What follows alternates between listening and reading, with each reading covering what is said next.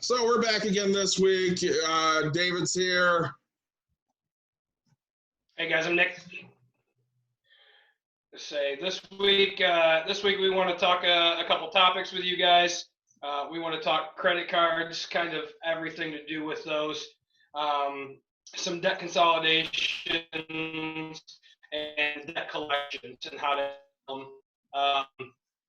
but I think our biggest focus tonight is going to be credit cards, the pros, the cons to them, and a couple different life situations, how to handle them in every step of life. So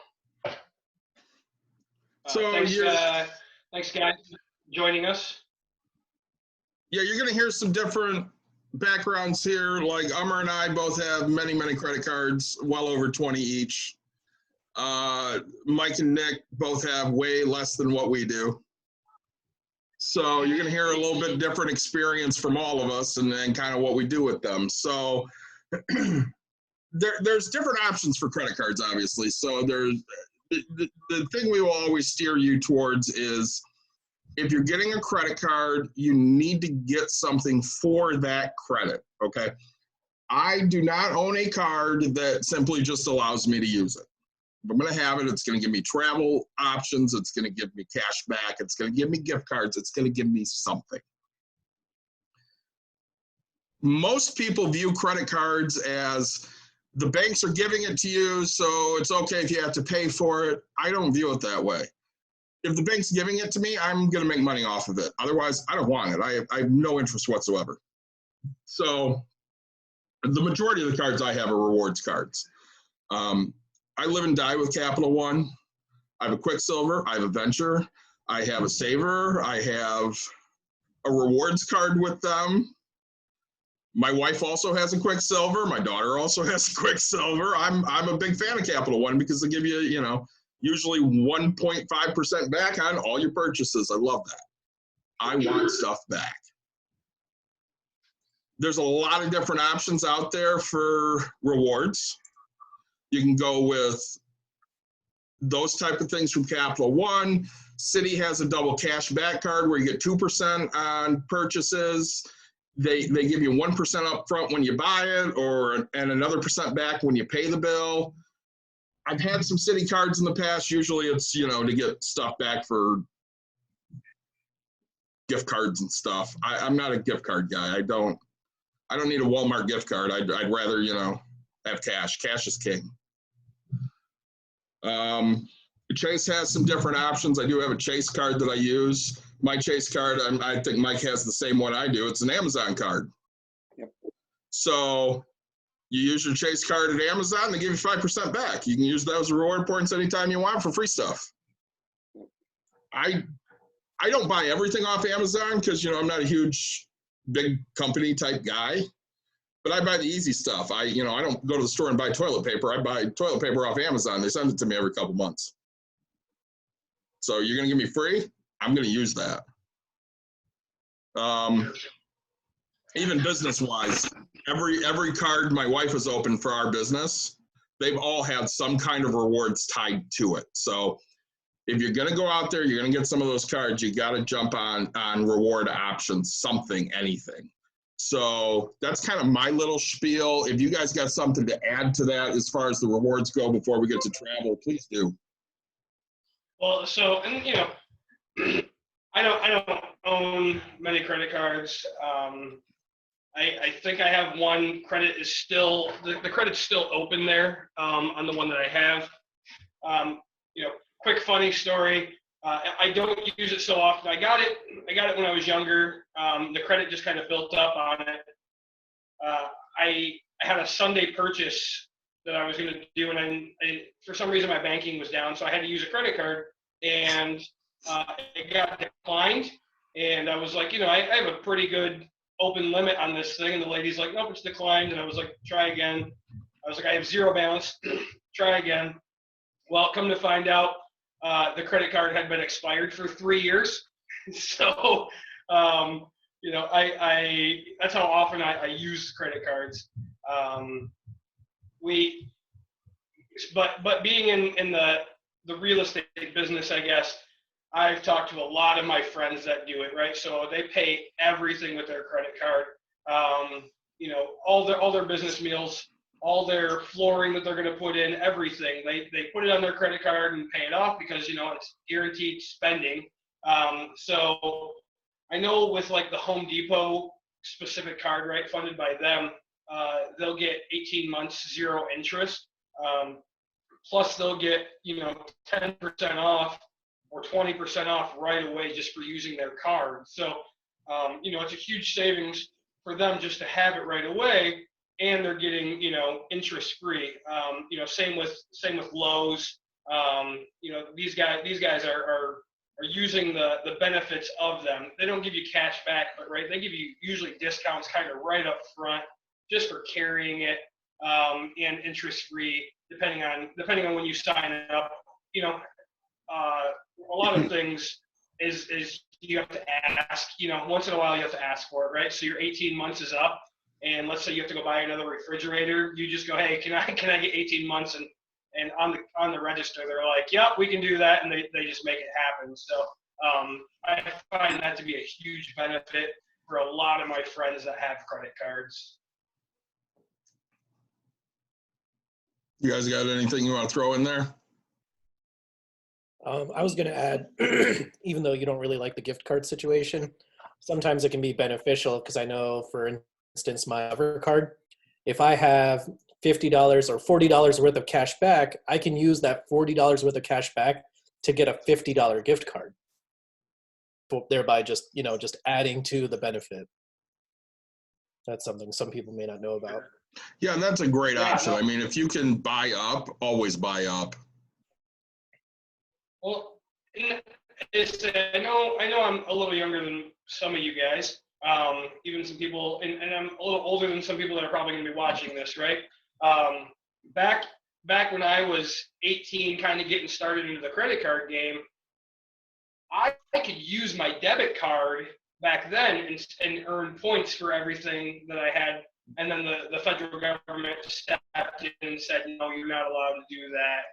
Debit cards can't be linked to rewards and things like that. So it kind of stopped me from getting used to that mindset. I still loved it. Like, I mean, I remember, gosh, being young, I would cash out, $180 or something just in cash, just randomly. And I was like, perfect, this thing's paid for. So, I know building up the cash or building up, as Amar said, hey, if you know that you're going to go buy anything, even in Amazon, if you can turn 40 into 50, that's 20% right there extra that they're giving me. If I'm already going to go buy something, or I have a couple of friends that have Cabela's credit cards. They get all their points, and then they'll buy Cabela's cards. They'll go buy a brand new gun, and usually it's paid for. They save up their $50 gift cards each time, and it pays for itself. So. Well, that's a good point too. So, like, I have different cards that are used for different situations. So, Speedway offers a card. I always use my Speedway card at Speedway. I cash that out for Amazon gift cards so that I have, if there's a big purchase I want to make on Amazon, now I get to make that for less because I have all these Speedway points that I saved up to get a gift card. If I go to a different gas station, I have a Bank of America card that gives me 3% on gas, so I use that card there. They do give cash, so I'm always happy with that. I got a couple American Express cards that give different rewards. One of them's a Hilton Honors card, so it gives you Hilton Honors points, which, if I'm going to stay at a hotel, that's usually my preferred chain because I have, a bunch of points there to use. It just kind of depends on what you value and what you want. So I think that kind of segues us a little bit into the travel cards here. So my American Express Hilton card, that's free. There's no annual fee on that, which when you look at credit cards for travel, that's not typically the norm. With the best travel reward credit cards out there, you have to pay for. So, whether it's an airline or a hotel, if you're paying for an annual fee for that card, they're going to give you better rewards. If you're just at a free level with that card, you're obviously going to earn at a much slower rate, which, you know, for me is fine. I don't take a ton of vacations. You know, we're working a lot. I got 3 jobs.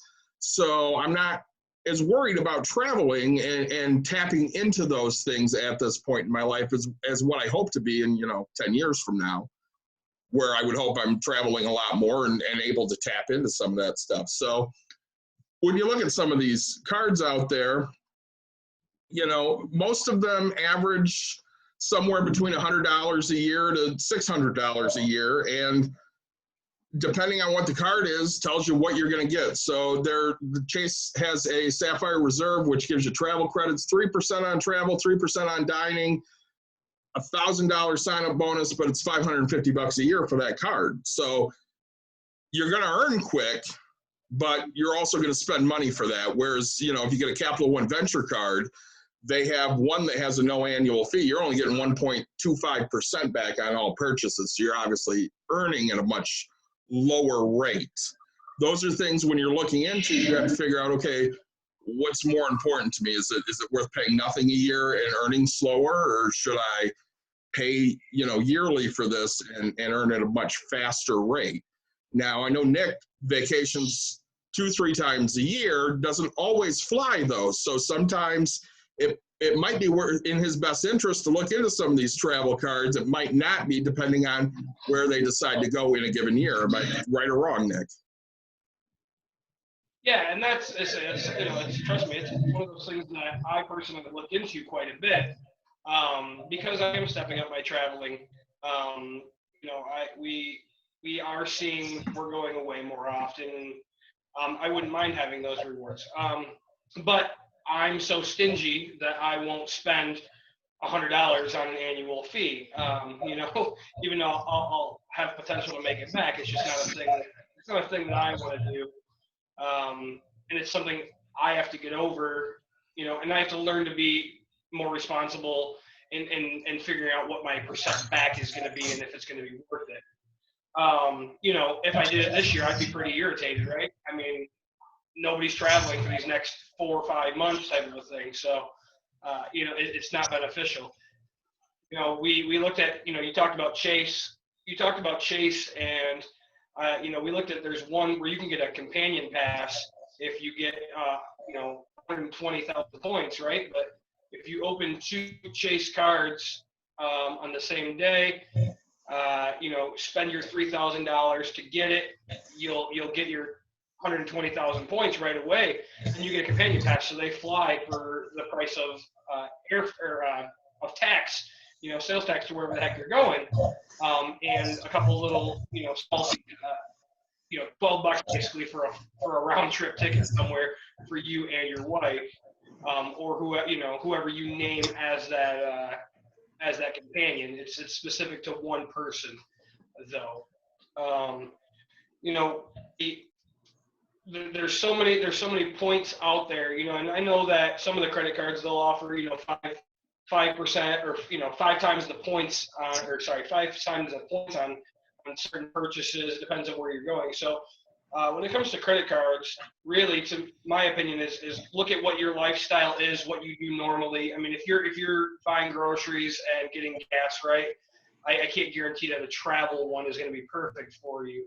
You know, we basically fly every 2 years to some big destination, and then we go camping or to a lodge or something every other year or so.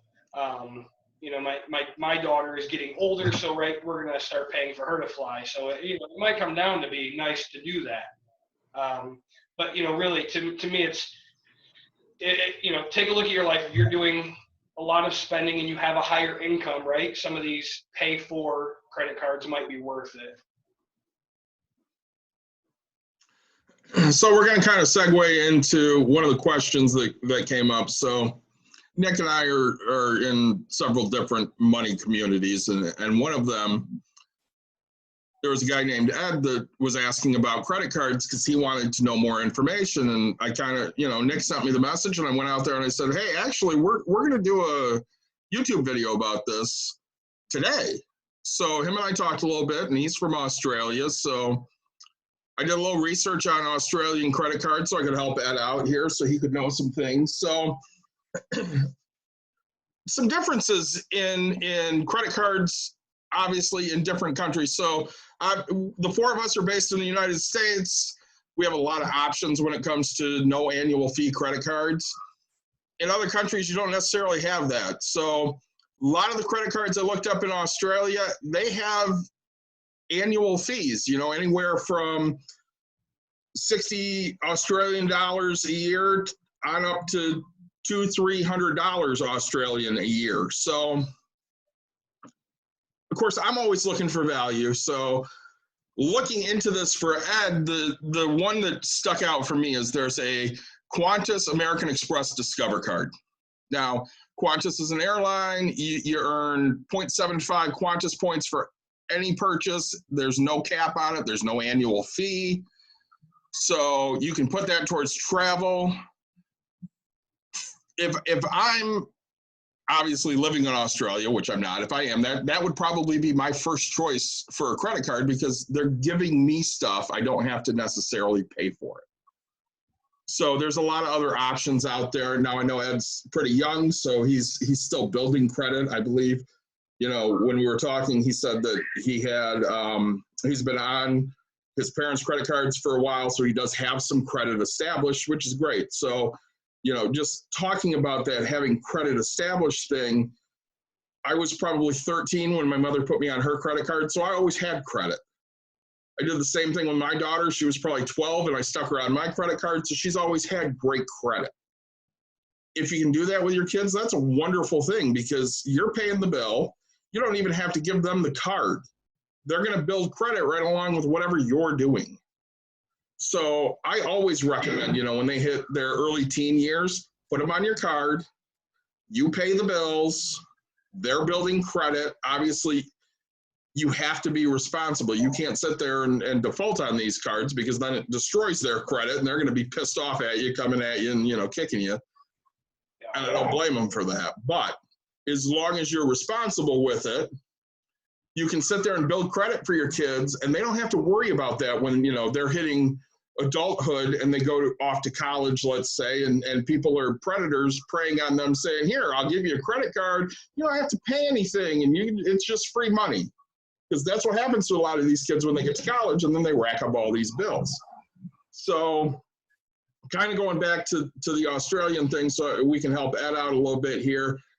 There are some different options out there. There are some lower annual fees. ANZ has a low rate card, which is free for the first year. They offer you, it's $58 Australian after that. It's a little bit lower interest rate if you had to carry an interest rate, which I am never a fan of. Do not carry that over. Pay that bill off every month. Yeah, I think that's a big key, even for credit cards everywhere. Yeah. David and I want to be very clear to people. Credit cards are tools. They're not toys, right? This isn't for people that are known to go into debt. This is not a debt thing that you want to play with.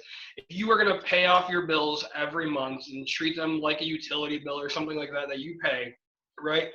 A credit card is a possibility to help you just a little bit better. Really, we are very no debt type of people for credit cards. Yeah, and I absolutely agree with Nick. I do not advocate running up debt. It's not good to have it. You want to pay off things as quickly as you can. We're not looking at, showing some long history of, I was able to carry this $10,000 debt for 5 years and pay it off. We're trying to show how to make money off of these cards. So even looking, in Australia, the only other card that I like, there's a Virgin Money no annual fee credit card, because again, I'm for no annual fees. That gives you a 0% rate for up to 12 months. So that's something we have not talked about yet. I'm a firm believer in, if somebody offers you a 0% rate, and that's something you can pay off within whatever X number of date that is, take it. Take it, pay it off in time. that helps you establish credit a little bit quicker because now you're making payments, which is a great thing to do. If you're making payments, they see a nice payment history. You're not accruing any added debt to that, but you have to make sure you pay that off before that time is up. Otherwise, they're charging you interest from day one on the highest value that you had on that card. Yeah. Well, I say, I know with here, a lot of places will offer you credit cards for, again, it goes back to like the 20%, if you open a credit card, you'll save, 20% of your full purchase today. And, and that's a good thing if you have a substantial purchase that you're doing. I know we did it once for furniture. They offered us 0% interest and 20% off just for buying and opening the credit card. So I was like, I could pay cash and not save money, or I could save money by just having them pull my credit, and 0% interest. So I was fine with that, because I had to open it, and then 2 days later I could just go pay it off after it went into the system. So of course I'm gonna take that.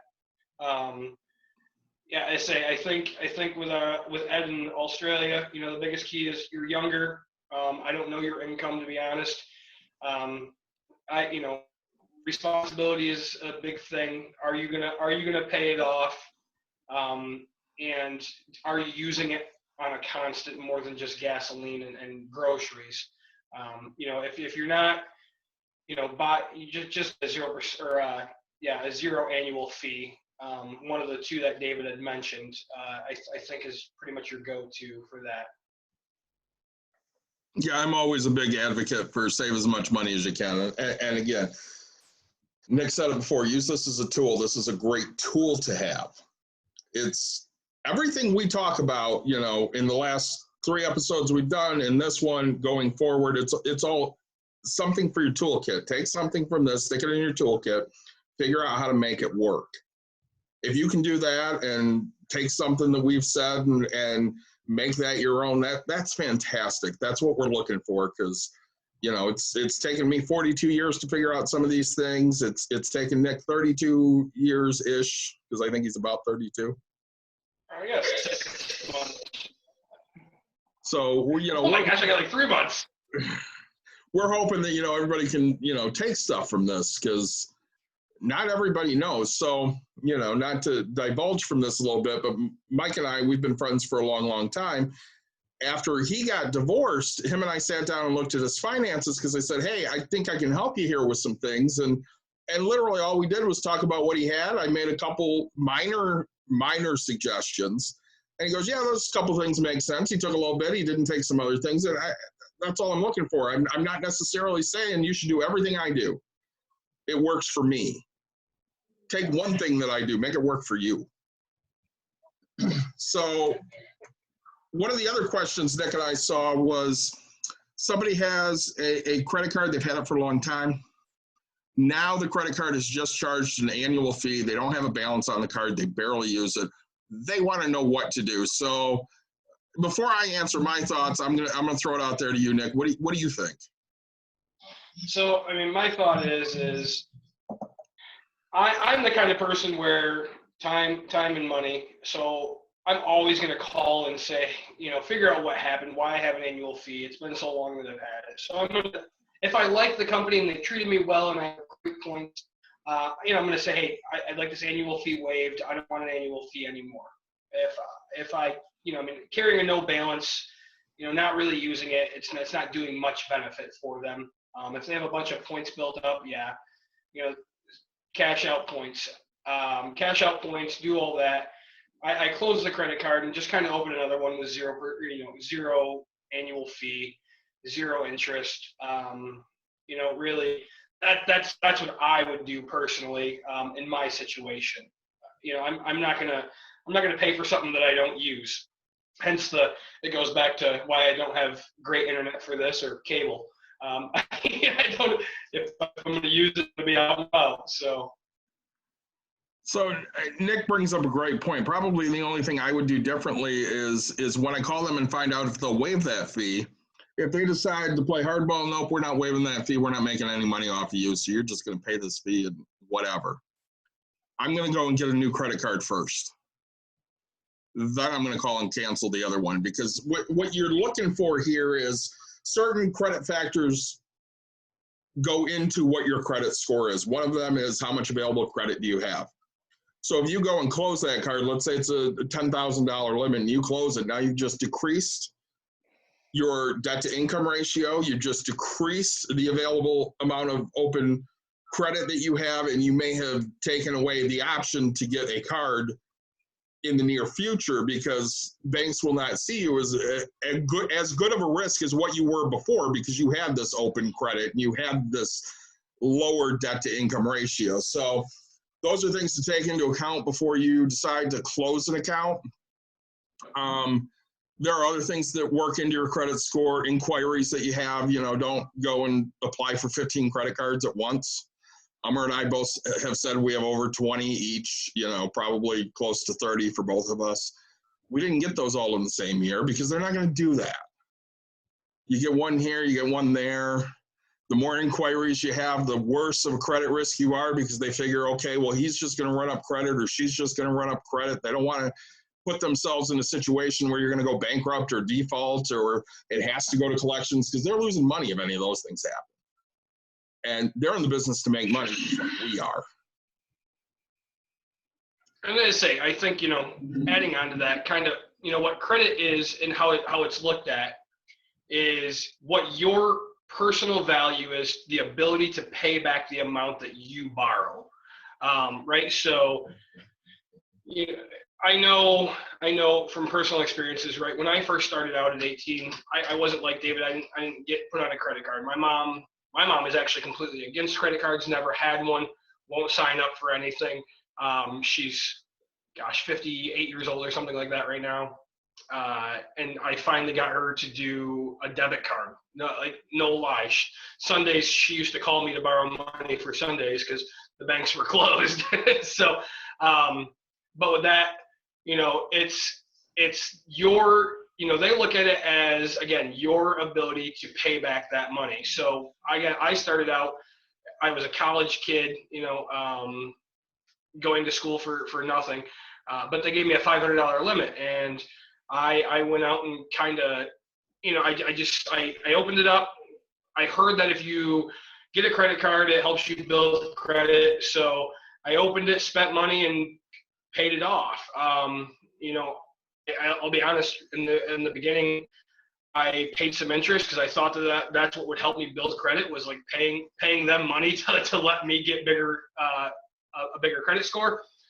And then, randomly they sent me a note that my credit had gone up to $1,000, and I was like, oh, okay. I didn't even ask for it.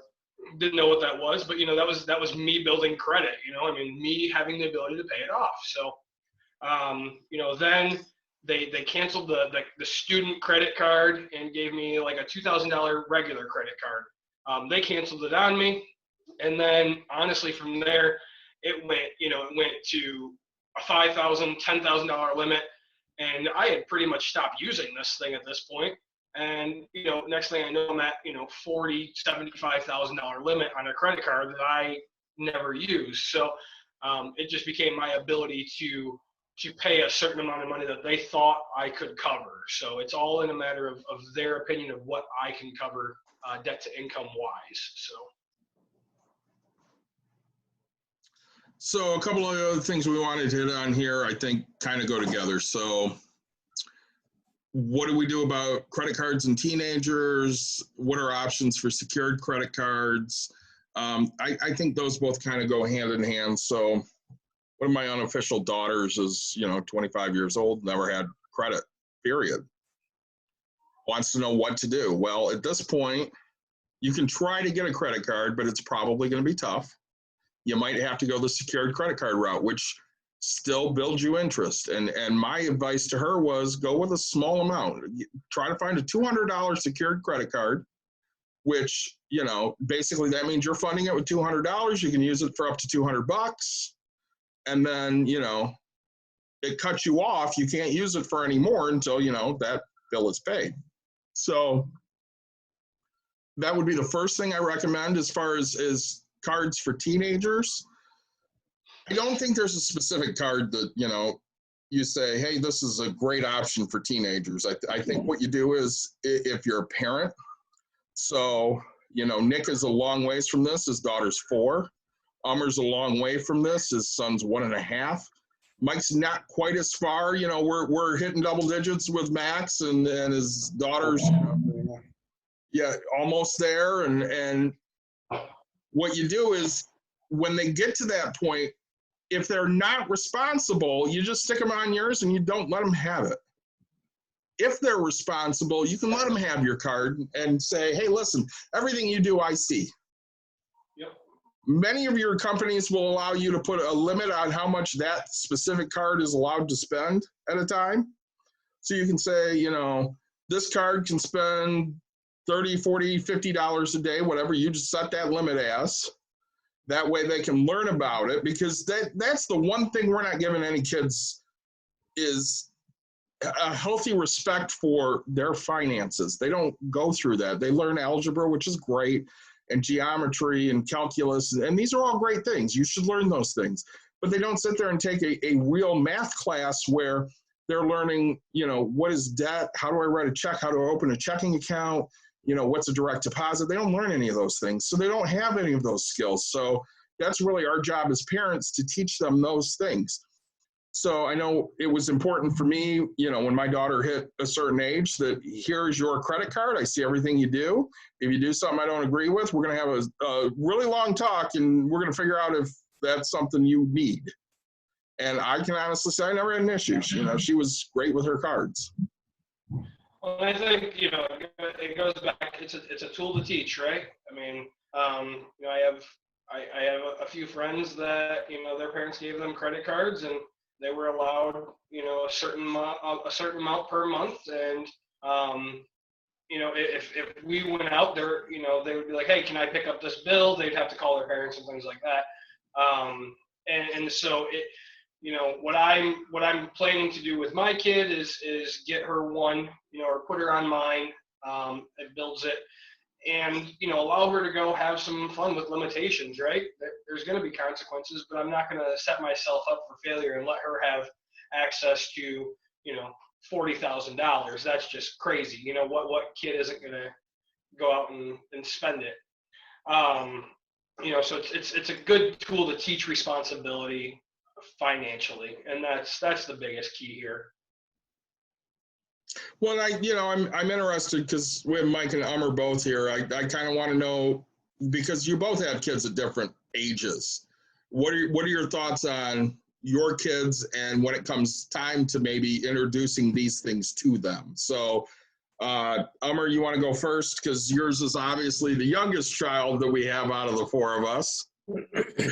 Sure. I mean, my whole idea is to teach him about debt and credit way before he even knows what a credit card is, starting with allowance. Like, hey, here's $10. Now, if you don't use any of that and you leave it with me, next week I'll give you 12. If you use it all, well, then I'm going to give you 8 next week instead of 10. And just sort of teach him, the longer you leave your money alone, the more it'll grow. And I think that's see how that goes. I think it's a great thing, really. I do. I know our plans already, and we're trying to do it with my daughter, is to get her to write down how much she has in her piggy bank, or how much she deposits, and keep a journal. We have her doing a couple other things, like a donation pile, and just to keep track of everything. And if she keeps her journal up to date, we fund it more. If she doesn't keep her journal up to date, then it costs her money because she didn't pay her bill off. So that's great. I like what you're doing with that. So, and Mike, do you have any plans for what you're going to do with your kids? I mean, are you even going to put them on a credit card? Are you going to give them a debit card, prepaid Visa, something like that? I'm definitely thinking it might depend on the kid too, because like Max, I trust him fully. I could give him a $200 limit credit card or something like that. and he's probably only going to use it, and I tell him, if you're going out with friends and everybody else has cash and you want to put it on a card and get everybody to pay you cash. I mean, I do that enough just, again, to get, when I go out with people, sometimes just to get the points on my credit card, and, because they're going to just pay cash, and, I'm like, good, give me the cash, I'll spend it or deposit it into my bank, and, so, but my daughter, she may get one that she never sees. She may, that may be just be me helping her build credit until she's mature enough to handle it. Fortunately, being divorced, it's hard to be in agreement from a financial stance, because, I have to then make sure my ex is okay with me giving, and, we kind of have different stances. They do a lot of chores at their mom's house for, no real benefit to them, whereas I try to get them to do things and give them, a little bit of money for, helping me vacuum, helping me, rake the leaves, that kind of stuff. Sure. David, I wanted to go back to your 25-year-old, Yeah. Not your daughter. One thing, I think credit is a good asset to have. If she's looking to buy a house, right? Yes, you can certainly buy a house without credit, right? But you're going to have a substantial amount of money down compared to somebody who has credit, and so, if they're a saver and things like that, and they want to run life with no credit, that's perfectly fine with it. But if they're looking to go into the next thing, like buy a house with FHA of 3% down, you're going to want to build that. So it's a matter of where they see their self kind of going, and then for myself, like I'm hoping my kid has credit by 18 so she can buy a house the day she graduates high school. So I think it becomes that. So if this person wants to have goals that they want to hit and they know what it's going to be, right, then certainly start with a $200 secured card. From there she'll get offers for an unsecured credit card, and then it'll kind of go into the thing I talked about earlier, where it just kind of keeps growing for them as their credit score goes up. So I've seen it too many times though, where my friends, they're younger, they get a house, and then we talked about financing furniture, and they finance furniture, and then they're like, oh, I want new appliances because it's the thing you do. So then they go finance all these appliances, and then everything's just a huge monthly payment. So I would give her the suggestion of make sure she's responsible with it. Start small. I love secured credit cards. As much as they're a pain in the butt to have to put the money there, it teaches you that, are you going to be the kind of person to pay it back? Are you going to be, are you going to be the person to pay it back? So, with you guys having, 30 credit cards, right? You're logging into your accounts, you're checking them daily. I check my bank account 5 times a day. It's just a habit thing. I just don't want to go in to check a million other accounts. So, if you're the kind of person that just wants to, once a month, check your account to make sure that you're on the right path and you have a savings for the just in case. Yeah, one credit card, perfect, right? Pay it off and make sure you don't carry that balance over. So I think you and I are on the agreement. Good suggestion with a $200 secured credit card or $500 secured credit card, whatever they're choosing. There's and now, where did you tell her to go get that card at? We didn't really discuss where she was going to get it at. And I mean, you bring up a great point, because when my daughter was looking for a house, she only had to bring 3% to the table. If my non-daughter was looking for a house, she'd have to bring 20%. There's just no doubt. Yep. She's not at the point where she wants to do anything yet. So we didn't sit down and look at, hey, these are the options that you have. I told her, I said, when you're ready, We'll sit down, we'll look at it. I'll make my suggestions for this is the card I would go with, and we'll see what happens. But we didn't get into specifics of secured cards yet because she's just not there yet. Sure. So, and I think you said we had another question from somebody. Well, we had a couple more on here that we wanted to hit. So these two both kind of go together. It's what's the right number of credit cards, and what is your debt to credit ratio? What should that be? So I'm going to hit the number of credit cards first. It really depends on the person. If you're starting out, 1 or 2, maybe 3 at the most. You know, if you show you're responsible and you're one of these people like Amar or me who love spreadsheets and want to track everything in the world, then you can handle 20, 25 credit cards and not have an issue, because I look at my balances every day on every credit card I have. I have a whole spreadsheet that lists every credit card out, what the advantages is to having those, and I know what card to use before I go to an establishment to use it, because I know where I'm going to get the biggest bang for my buck. But you have to know, you really have to sit down and analyze who you are as a person before, hey, this is the certain number of cards I need. If you're starting out, 1 or 2. Yeah. You know, if you've been building credit for 10 or 12 years, that's a great question. Yeah, I fully agree. It's a matter of person to person who you are, right? I mean, there's some people that shouldn't have a credit card.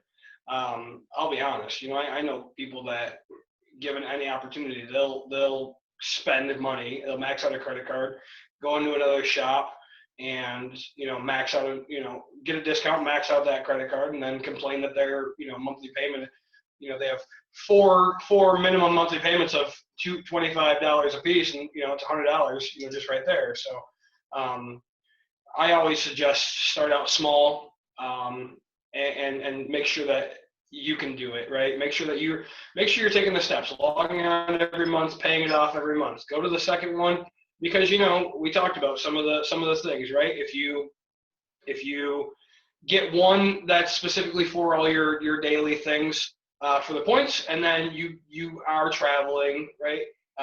Get one for travel as well, right? So I mean, every time you're on a flight, every time you do that, there's nothing wrong with having it, as long as you set into place specific things to do every month, and you hit those things, right? Just like a budget.